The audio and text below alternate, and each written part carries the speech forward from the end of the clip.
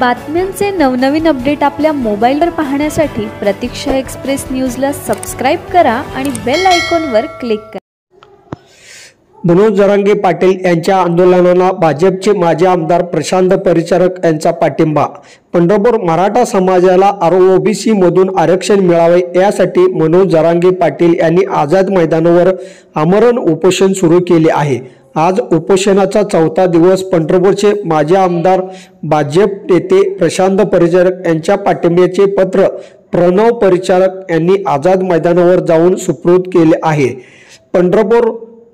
पंढरपूरचे यामध्ये माजी आमदार प्रशांत परिचारक यांच्या वतीने त्यांचे पत्नी प्रणव परिचारक यांनी आझाद मैदानावर जाऊन जरांगे पाटलांच्या आंदोलनाला परिचारकाच्या पांडुरंग परिवाराच्या वतीने पाठिंब्याचे पत्र दिले आहे।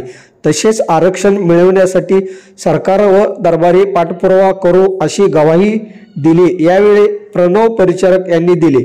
या आंदोलनात सहभागी झालेल्या मराठा बांधवांनी प्रणव परिचारक यांनी सविस्तर चर्चा देखील केली। यावेळी भाजपचे माजी तालुका अध्यक्ष भास्कर कासकवडे, पंढरपूर पंचायत समितीचे माजी उपसभापती प्रशांत देशमुख यांच्यासह अनेक पदाधिकारी उपस्थित होते।